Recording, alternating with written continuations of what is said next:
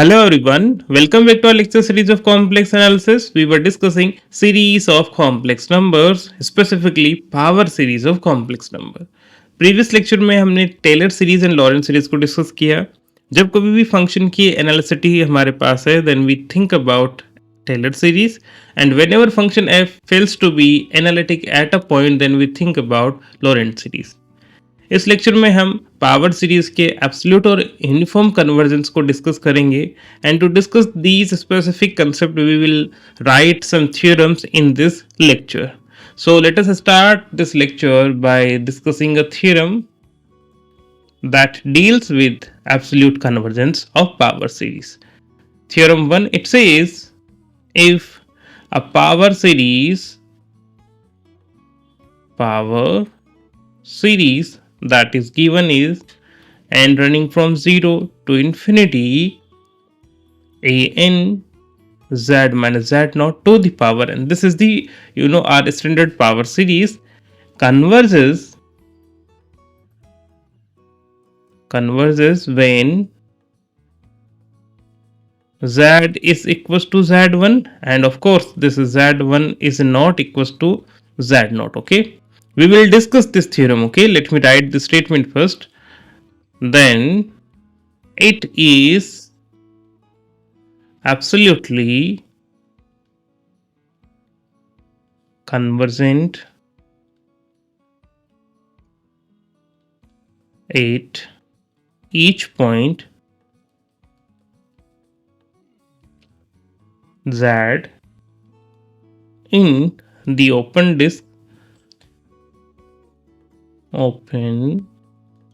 disk that is z minus z naught is less than r1, where that r1 is the circle or the distance between z1 and z naught.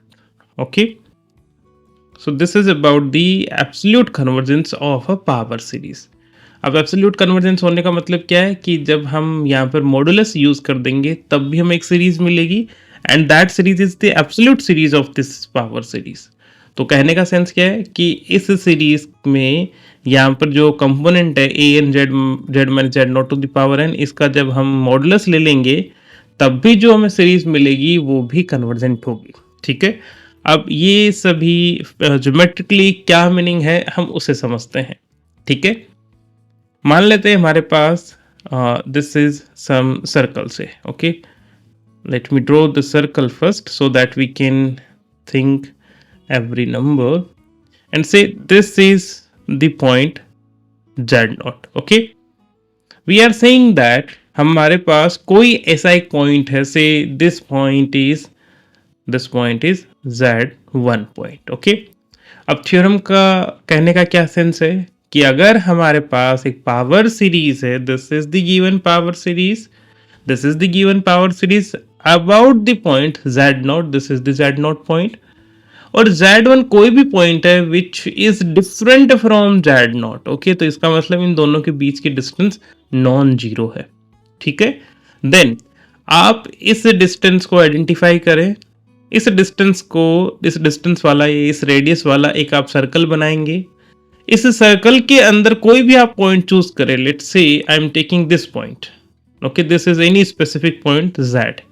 You can choose any point interior to this circle, और इसी को हम क्या कह सकते हैं, you can choose any point from this open disk that is z minus z naught is less than r1. Now what is r1?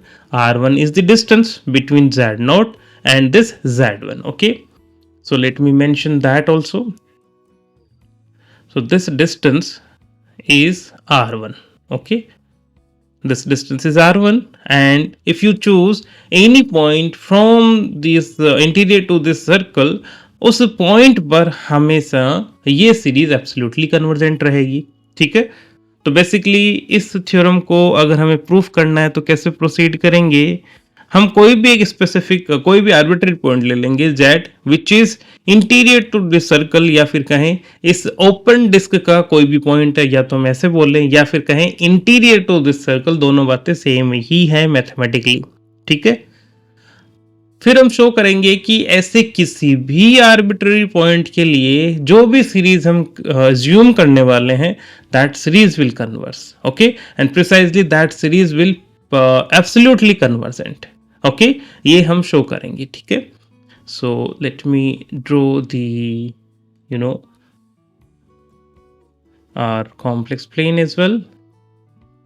So this is our say complex plane, and this is the scenario that we are having right now. Now let us try to prove this statement. In the proof we will write that given that the power series, which power series, summation n running from 0 to infinity a n z minus z naught to the power n converges for z is equals to z1, that is अगर हम z की जगह z1 लिखेंगे तब ये series convergent है, ऐसा हमें कहा गया है, ठीक है। That is the series summation n running from 0 to infinity a n z1 minus z naught to the power n is convergent, ठीक है। अब अगर ये सीरीज कन्वर्जेंट है तो कन्वर्जेंस की डेफिनेशन से हम ऐसा कह सकते हैं कि इस सीरीज की हर एक टर्म बाउंडेड होनी चाहिए। अब बाउंडेड होने का सेंस क्या है कि इसका मॉडुलस वैल्यू हमेशा एक पॉजिटिव नंबर से कम होगा, ठीक है। Then the series is convergent and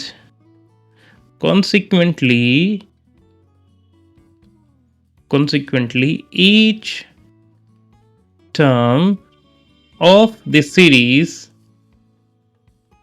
is bounded, okay।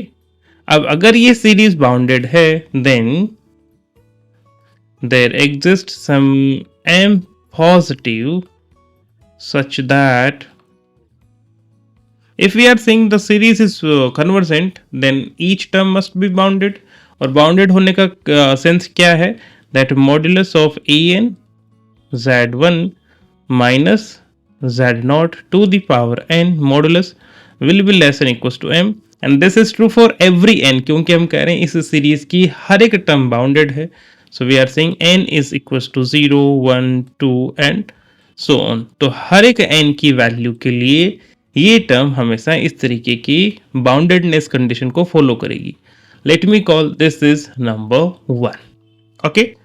Now we are supposing कि ये जो भी z0 है, सॉरी z0 जो हमारा सेंटर है सीरीज का, और ये z1 कोई भी आर्बिट्ररी पॉइंट है जहां पर सीरीज कन्वर्जेंट है, तो ये वो पॉइंट है z1 और इनके बीच के डिस्टेंस हम मान लेते हैं r1, ठीक है।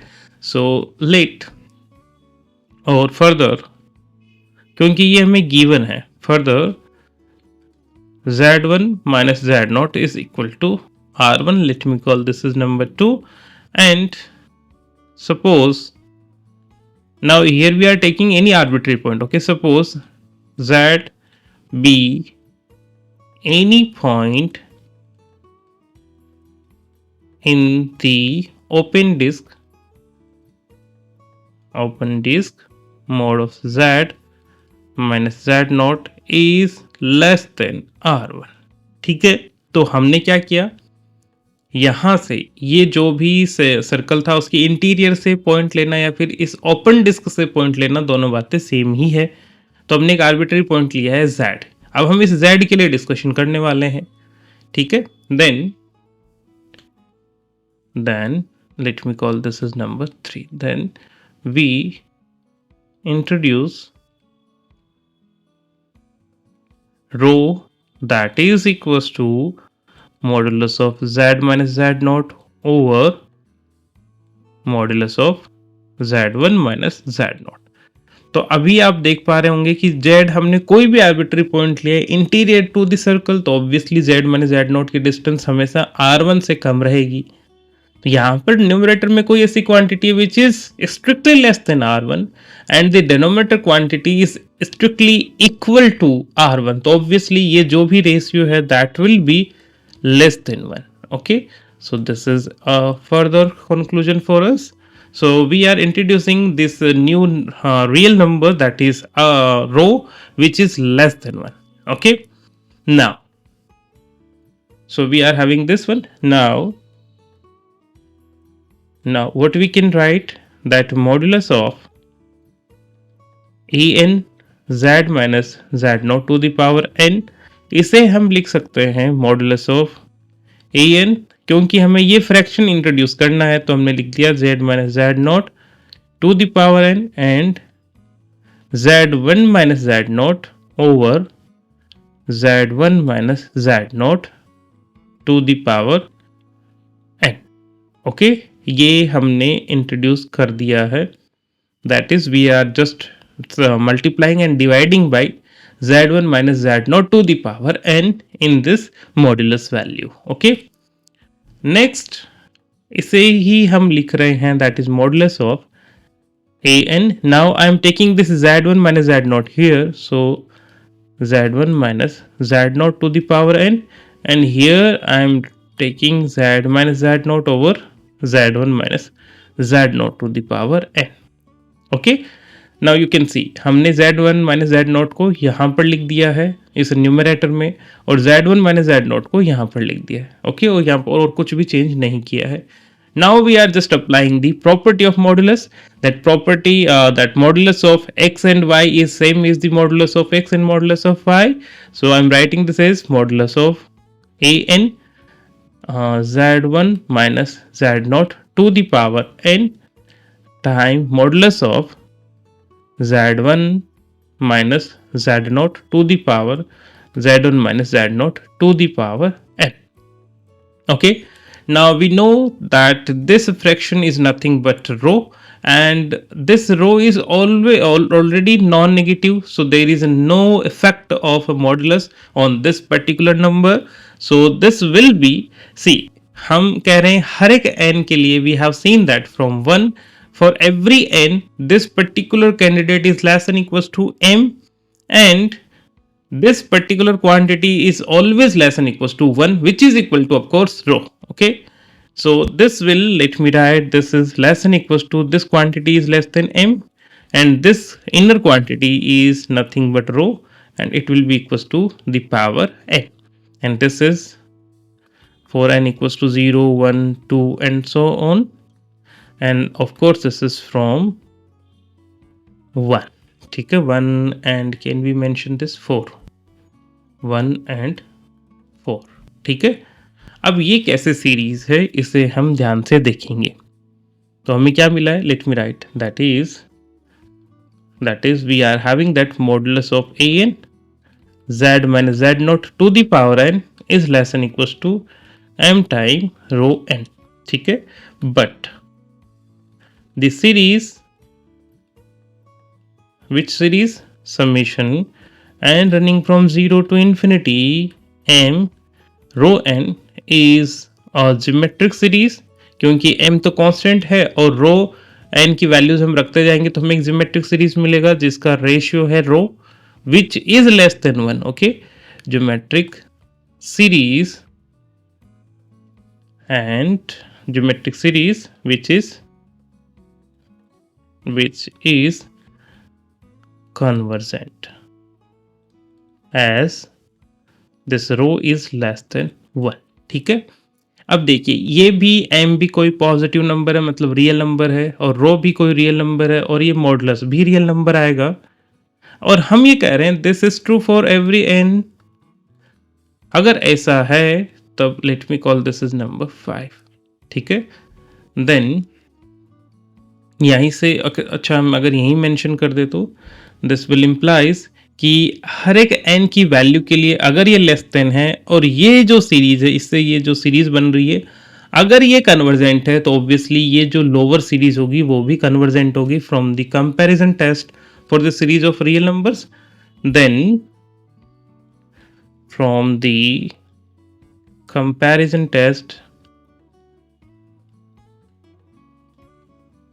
for series of real numbers, क्योंकि हमने यहाँ पर मॉड्यूलस लिया हुआ है numbers we have from 5 that series and running from 0 to infinity a n z minus z naught to the power n is convergent,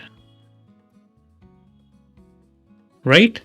So if this series is convergent, then and consequently what we can say, consequently the power series summation and running from 0 to infinity a n z minus z naught to the power n is absolutely convergent. Okay, अब ये z point कौन सा था? z point was any point. Okay, just look at this. हमने choose किया z is any point in the open disc. तो इसका मतलब अगर ये आर्बिट्ररी किसी z के लिए ट्रू है तो ये हर एक z के लिए ट्रू है. So we are mentioning this since z is any arbitrary point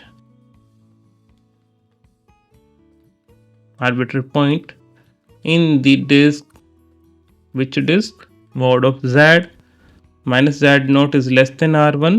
Therefore the power series and running from 0 to infinity a n z minus z naught to the power n is absolutely convergent.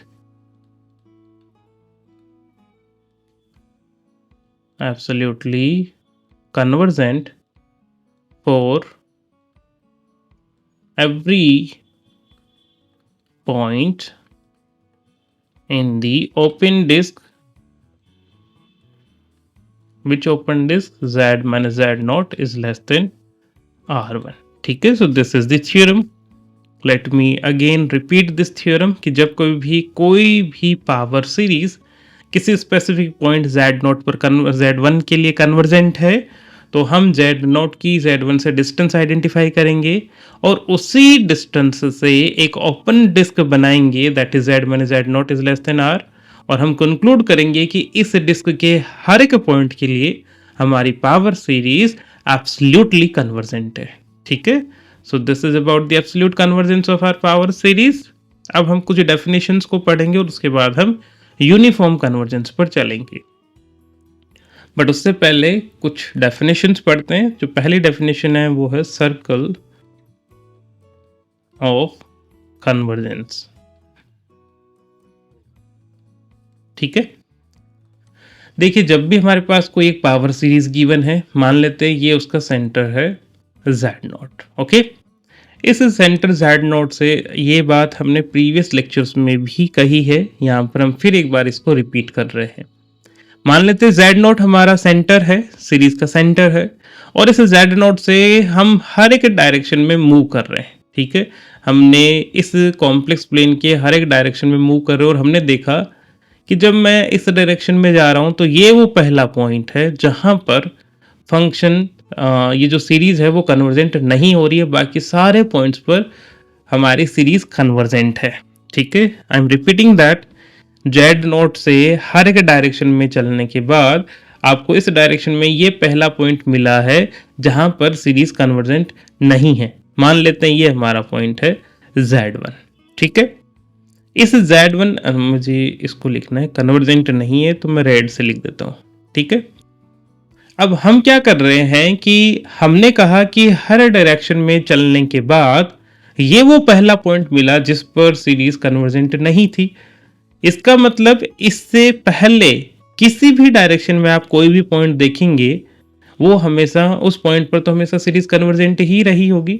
So let me draw a circle around this point. Okay, तो हमने क्या कहा, थोड़ा सा मैं इसको centre में लिख देता हूं. ठीक है, this is the point z0. तो हमने कहा हम हर डायरेक्शन में चले और हर डायरेक्शन में चलने के बाद ये Z1 वो पहला पॉइंट मिला जहां पर सीरीज कन्वर्जेंट नहीं थी। इसका मतलब अगर मैं इस पॉइंट की बात करूं तो यहां पर सीरीज कन्वर्जेंट रही होगी, अगर मैं इस पॉइंट की बात करूं तो यहाँ पर भी सीरीज कन्वर्जेंट रही होगी, और यहाँ पर बात करूं तब भी सीरीज कन्वर्जेंट रही होगी। बट इसके बाद जितने भी पॉइंट्स होंगे वहां पर इसका सेटिंग क्या है, इसका कंसिस्टेंसी क्या है कि इसके बाहर हमेशा हमारी सीरीज डाइवर्जेंट रही होगी। ठीक है, ये जितने भी पॉइंट्स है ये सारे पॉइंट्स डाइवर्जेंट वाले पॉइंट्स है। But what about the boundary?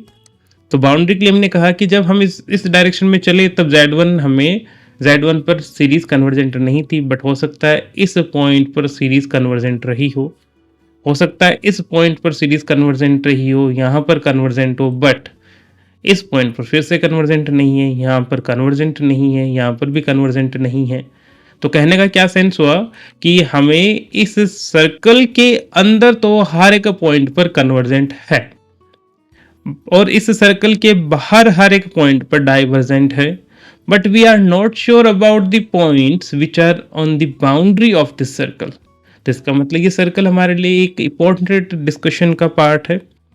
यही वो सर्कल है जिसके हर एक पॉइंट पर, जिसके अंदर हर एक पॉइंट पर सीरीज कन्वर्जेंट है, और इसी सर्कल को हम कहते हैं सर्कल ऑफ कन्वर्जेंस। अब इस सर्कल को और अच्छी तरीके से कैसे देख सकते हैं कि हम इस जेड नोट से हर डायरेक्शन में चले तो ये वो पहला पॉइंट था जहां पर सीरीज डाइवर्जेंट थी। इसका मतलब ये वो सबसे बड़ी रेडियस मिलेगी एंड कॉन्सिक्वेंटली ये वो सबसे बड़ा सर्कल मिलेगा जिसके अंदर हर एक पॉइंट पर सीरीज कन्वर्जेंट होगी। तो हम ऐसे भी कह सकते हैं कि जेड नोट जिस भी सर्कल का सेंटर है उन सर्कल्स में से वो ग्रेटेस्ट सर्कल जिसके इंटीरियर पॉइंट पर सीरीज कन्वर्जेंट है, जिसके हर एक इंटीरियर पॉइंट पर सीरीज कन्वर्जेंट है, उस ग्रेटेस्ट सर्कल को हम सर्कल ऑफ कन्वर्जेंस कहेंगे। ठीक है।